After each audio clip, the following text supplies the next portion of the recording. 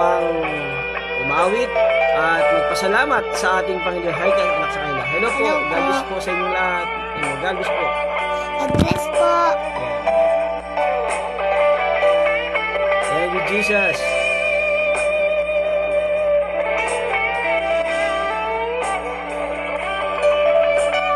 Awitan kita.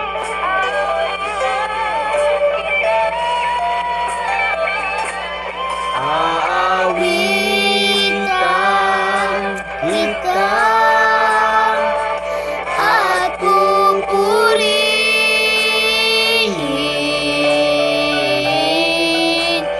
Panginoon,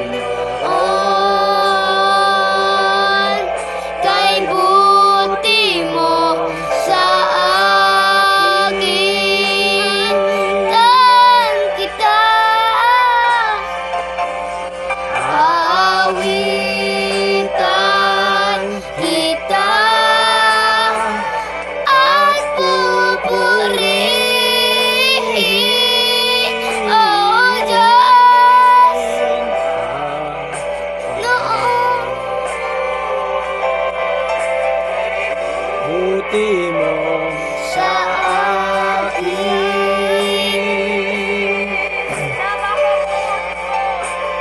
Napakabuti mo, aming Diyos Ama.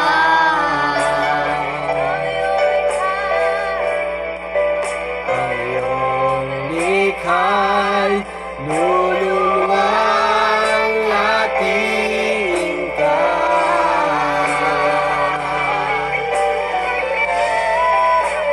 Napakabuti mo, di ka nagbabago.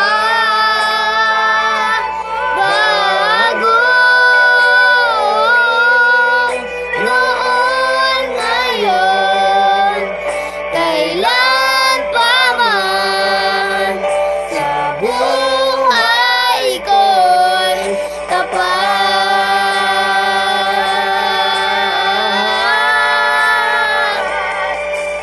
noon Ngayon, kailan pa man, sa noon, ngayon, kailan pa man, noon, ngayon, kailan pa man, sa buhay ko'y tapat.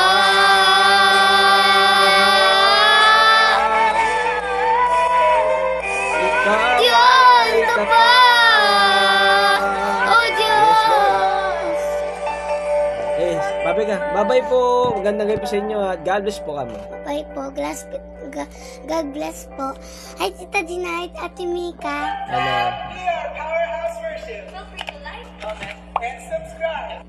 Okay. Salamat anak at nalalayan mo si Daddy sa pagkanta. Medyo kumakating ang lalamunan ng inyong lingkod pero hindi mawawala ang mensahe ng Diyos sa ating gabi. Yan. Okay, ihanda po natin ang ating mga puso at buong isip.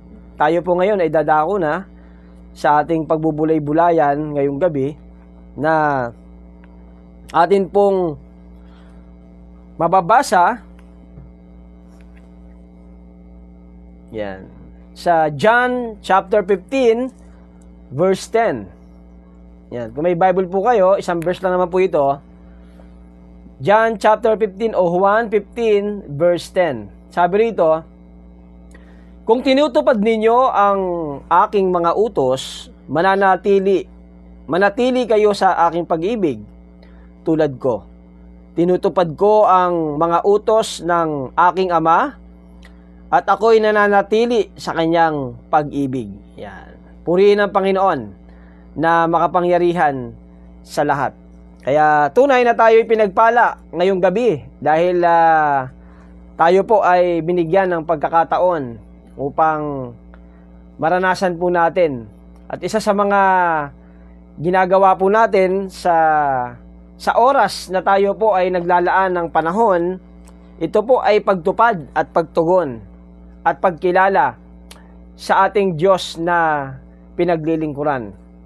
Kaya naman, atin pong ihanda ang ating mga puso sapagkat ang ating pag-uusapan ngayon ay may kaugnayan sa pagtupad sa mga utos ng ating Panginoong Jesus.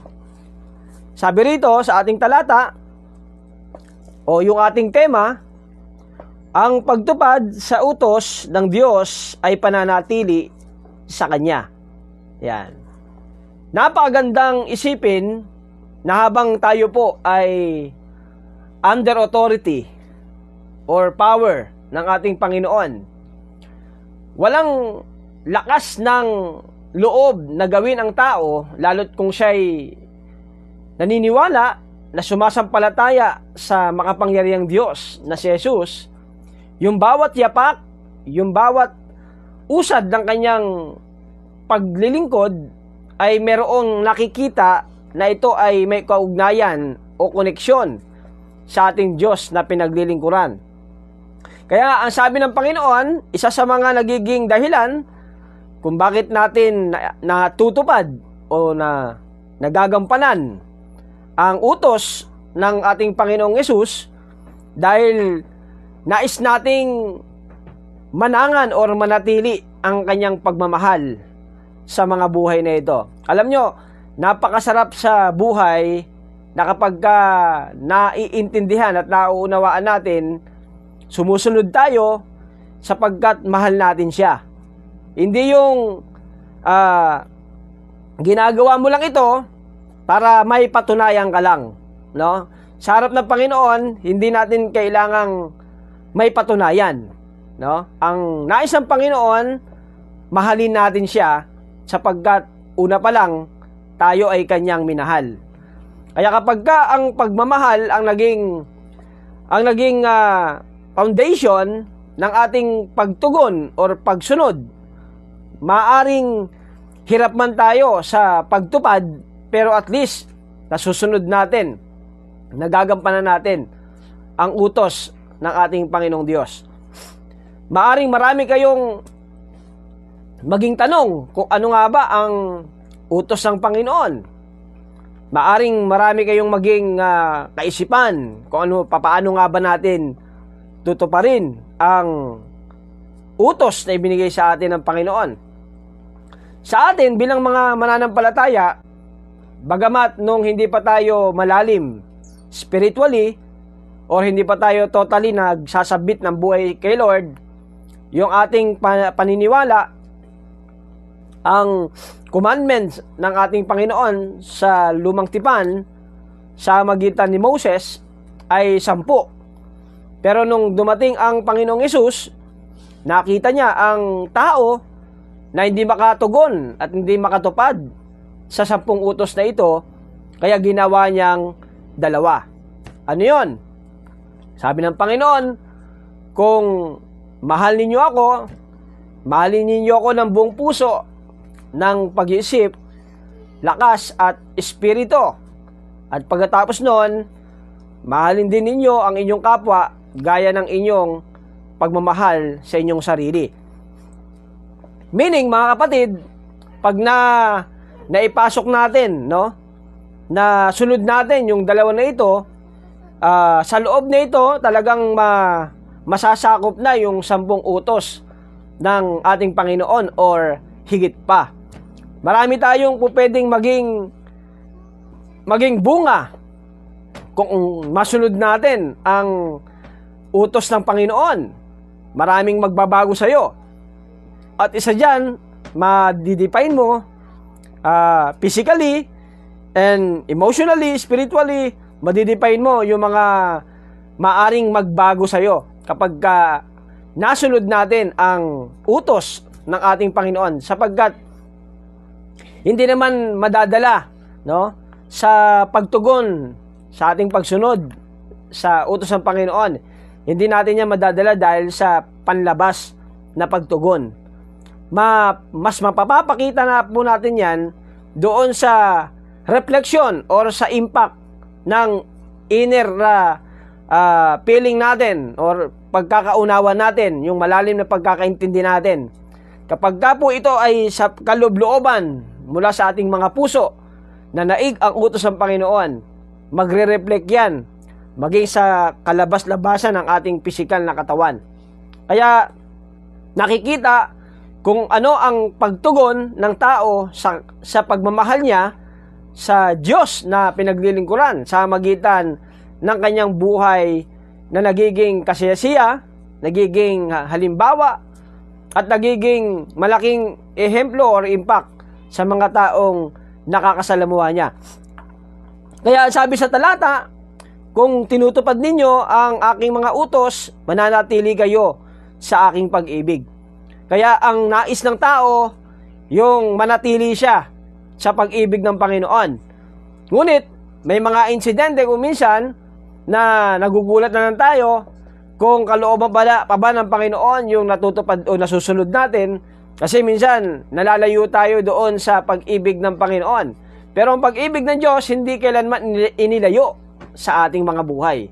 Kaya magtataka tayo bilang mga mananampalataya, may mga pabago-bago na mga Kristiyano, may mga paiba-iba na mga naglilingkod, walang consistency yung pagsugot, yung pagsunod sa Panginoon.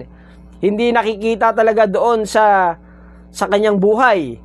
Kaya mas nakakalungkot sa buhay na ito na inaari natin na tayo ay mga mananampalataya, pero hindi naman tayo nagpapakita at hindi natin pinapamuhay yung ating pagtupad o pagmamahal sa utos ng ating Panginoon. Malinaw na sinasabi sa talata, kung tutupad tayo, nananatili tayo sa pag-ibig ng ating Panginoong Jesucristo. Then, ang sabi pa sa pangalawa, sabi rito, inalin tulad niya ang kanyang sarili. Tulad ko, sabi ng Panginoon, tinutupad ko ang mga utos ng aking Ama, at ako'y nananatili sa kanyang pag-ibig. Malinaw na nagsasabi ang Panginoon, hindi dahil sa sinasabi niya ito, kundi dahil sa tinupad niya ito at ginampanan niya ito bilang anak ng Diyos at bilang ibinigay ng Diyos sa ating mga tao. Kaya kung tayo po ay naniniwala na ang Panginoon ay minamahal natin at talagang nandoon ang ating pagtingin sa Kanya, na dahil sa Kanya naging malakas o naging malaki ang pagbabago sa buhay natin nung tumanggap tayo sa Panginoon, kumilala tayo sa Panginoon, at nangako tayong susunod sa Kanya at tutupad sa Kanyang mga utos, ang tanda lamang yon, mga kapatid, tanda lamang yon na ikaw ay nagmamahal sa Diyos na makapangyarihan. Kaya, sabi nga rito, tapat ang pag-ibig ng Diyos, magpatawad ka at maramdaman mo ang dulot ng Kanyang pag-ibig, Talagang binibigay ng Panginoon sa atin yung magiging resulta ng ating pagtupad, ng ating pagtugon. Kaya kung meron mang hindi mo nauunawaan kung bakit ka naglilingkod kay Lord, yon ay isa sa mga bagay na dapat nating ihingi ng tulong para maunawaan natin kung bakit nga ba tayo sumusunod at kung bakit nga ba tayo nagmamahal sa ating Panginoon. Pagmamahal kasi ang pinag-uusapan, hindi na yan mako-question, Maliban na lang kung yung pagmamahal na ito ay hindi nang gagaling sa Panginoon. Pero kung sa Panginoon, maraming makikinabang sa pagmamahal na ito. Hindi lang ikaw, kundi yung mga tao sa paligid mo o yung mga taong nakakasama mo, lalo't yung mga taong nagiging katuwang mo sa paglilingkod. Kaya ang pagmamahal ng Diyos, ang ating pinangahawakan, hindi tayo mahihirapan sa pagtugon at sa pagtupad sa Kanyang mga utos. Kaya nga pagka inuutusan tayo ng ating mga magulang, di ba? Lalo kapag mahal na mahal natin sila, hindi ka nag-iisip kung yung utos nila sa iyo ay kapakinabangan ba ito para sa iyo. Wala namang iniutos ang magulang sa atin na ikapapahamak natin. Tama ba mga kapatid? Ganun din ang Panginoong Diyos. Wala siyang utos na ikasisira ng ating mga buhay. Kaya kung meron mang buhay ang nasisira, kung meron mang buhay ang medyo alanganin, mag-isip-isip tayo. Baka hindi na pala utos ng Diyos ang sinusunod natin. At hindi na pala yung kanyang mga paalala yung nagiging batayan natin. Kaya bilang mga Kristiyano, napakagandang makita natin kung tayo talaga ay nagmamahal sa Panginoon, manatili sa atin ang kanyang mga utos at ipamuhay natin ang kanyang mga salita. Sapagkat doon maihahayag kung gaano natin iniibig ang ating Panginoon. Dahil maging sa ating buhay ay ating ipinapamuhay ang kanyang mga salita. Kaya napakasarap sa buhay na ito na makita natin at maunawaan natin na habang tayo ay naglilingkod tayo dahil alam natin na ang Diyos ang nagiging matagumpay, no? Nagiging napaparangalan at nabibigyan natin ng napakataas na papuri. Kaya sa ating mga naririto, sa ating mga magkakapatid na mga mananampalataya, yan katulad ni Ate Maricel Sagadraka, ni Lovely, ni Ate Gina, ni G. Maima, ni Mika, si Taros, no? Sa ating mga naririto, si Ate Fe de la Cruz, Ate Evelyn Pascua, Granadusin, si Tatay Rudy Salcedo, ang ating family sa Faith UMC, maging sa mga kapatid natin na tumututok, no? Sa online, sa live, maging sa replay, saan man kayo naroon, ano man ang iyong pinagkakaabalahan, once na kayo po ay tumutugon at tumutupad sa mga utos ng Panginoon, yun ay tanda. Hindi man perpekto, pero at least alam natin, doon tayo nagiging masaya dahil mahal natin ang ating Panginoong Diyos.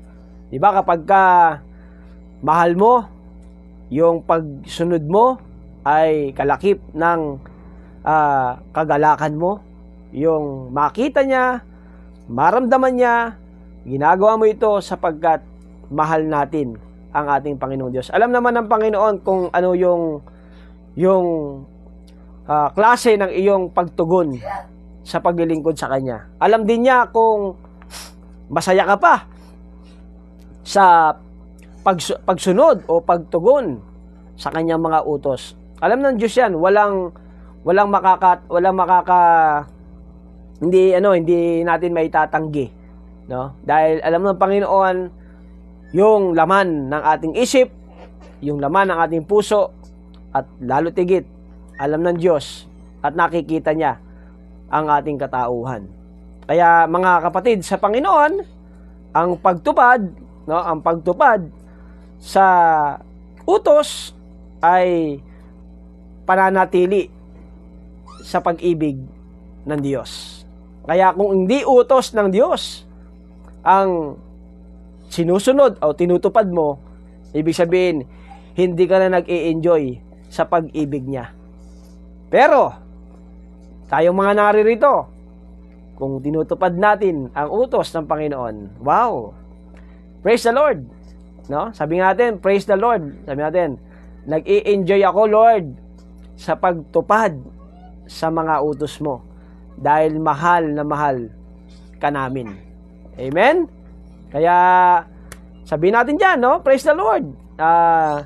Nag-i-enjoy ako, Lord, sa pagtupad sa iyong mga utos sapagkat mahal na mahal ka namin. Yan ay paalala ni San Juan, Kabanata 15, talata 10. Kung tinutupad ninyo ang aking mga utos, ang sabi ng Panginoon, manatili kayo sa pag-ibig, sa aking pag-ibig, tulad ng tinutupad ko ang mga utos ng aking Ama, at ako'y nananatili sa kanyang pag-ibig. Okay? Magandang gabi po sa ating lahat, mga kapatid sa Panginoon. Yan po ay napakagandang refleksyon ngayong gabi na huwag nating kakaligtaan. Then, patuloy po nating tupdin, no? Sundin, gawin ng may pagmamahal ang mga utos at dahil doon, ang buhay na ito ay nagiging ehemplo at mabuting halimbawa. Hindi lamang sa mata ng Diyos, maging sa buhay ng kapwa nating tao. Okay? To God be the glory. Magandang gabi po sa inyong lahat. Yan. Kung napapansin nyo kung bakit maaga tayo ngayon. Dahil ang inyo pong lingkod ay naka-schedule din bilang magbibigay naman ng guide sa ating BPMD, no? Sa ating Batangas Mission UMYAF, no? Sa ating mga mayap. Dahil meron po silang care group ngayon at ako po ay nakaatas ngayon, na inatasan na manguna sa kanila sa ganap na after po ito, after ng ating faith and devotion, no? Kaya purihin ng Panginoon dahil sa Kanya binibigyan niya tayo ng wisdom at dahil sa Kanya nagpapatuloy po tayo sa paglilingkuran. Okay, tayo po ay manalangin. Salamat, Panginoon, sapagkat patuloy mo kaming biniyayaan ng napakagandang gabi. Salamat po sa iyong paalala na habang kami ay nabubuhay, mabubuhay kami sa pagtugon at pagtupad sa iyong mga salita. Gabayan niyo po, Panginoon, ang iyong mga anak na patuloy pong matugunan. Hindi man perfect, Panginoon, pero we are trying to do our best na mailagay sa aming mga puso ang iyong mga salita upang magampanan ng may katapatan. Katulad ng iyong katapatan, Panginoon, na hindi mo kami pinabayaan at kahit kailan hindi mo kami binitawan. Kaya sa ganitong pamaraan ng aming pagtugon at pagsunod, maraming nagiging resulta. Katulad, Panginoon, na kami ay nagiging matatag. Kami ay nagtatagumpay sa lahat ng hamon. Na-overcome namin ang karamdaman na lalampasan namin ang mga problema. Thank you, Jesus. Dahil sa inyo, napatunayan po namin na hindi mo kami inilagay sa isang buhay na pagsisisihan. Dahil ganun mo kami kamahal, katulad ng iyong mga anak na narito, Panginoon, sa pagsunod nila sa inyo, sa pagtupad nila sa inyong mga utos, napapahayag sa kanilang mga buhay kung gaano kanila, Panginoon, kung gaano ka namin kamahal. Kaya ang lahat ng anuman nagiging hadlang, Lord Jesus, tanggalin niyo po. Lalo na, Panginoon, yung sakit, yung mga karamdaman, yung mga hamon na hindi namin inaasahan, Lord. Protect us, Lord, sa mga bagay na ito. And also, Father God, I pray sa mga kapatid namin na sa ibang bansa. Bigyan mo sila ng wisdom, ng kapayapaan, maging matalino at maging matatag sila habang sila, Panginoon, malayo sa kanilang mga mahal sa buhay. At ilayo sila, Panginoon, sa lahat ng banta ng kapahamakan, maging sa karamdaman. Sa aming mga kapatid naman na nandirito sa Pilipinas, ang ilan sa amin ay nasa norte, Cagayan, Nueva Ecija, Pangasinan, Bulacan, Tarlac, Pampanga, maging sa Laguna, Batangas, Manila, at maging sa Visayas and Mindanao.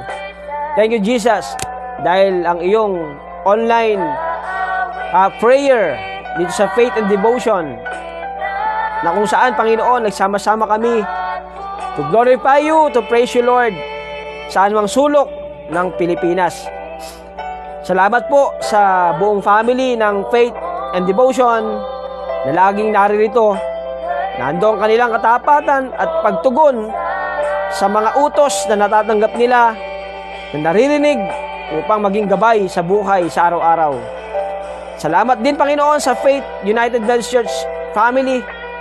Ingatan niyo, Panginoon, ang bawat family ng Faith UMC. Ikaw ang Diyos ang paglingkuran araw at gabi. Ikaw ang maging sandigan sa araw-araw ng buhay. At patuloy mo kami, Panginoon, pagbuklurin ng may pag-ibig at pananalig at pagtatapat sa inyo, Panginoong Diyos. Muli, itinatas ko po ang bawat buhay na naririto sa mga nagkaroon ng celebration ng kaarawan. I-bless nyo, Panginoon, ang kanilang buhay. Ang kanilang taon na tanggap sa inyo, Ikaw ang Diyos ang maparangalan. Sa mga anniversary at kasal, in the mighty name of Jesus, maging sentro ng pag-ibig ng mag-asawa ay ang inyong pagmamahal. Thank you, Lord, for this wonderful night na kami, Panginoon, na nagpapahayag at patuloy na magpapahayag. Lalo't ang iyong lingkod na patuloy mong ginagabayan upang iparangal, ipagpasalamat ang buhay na meron kami at patuloy na matanggap dahil ang pagmamahal ninyo everlasting, walang hanggan. Kaya sa buhay, Panginoon, na ipinagkaloob ninyo, walang ibang paglilingkuran kundi ikaw na Diyos na makapangyarihan. Thank you, Jesus.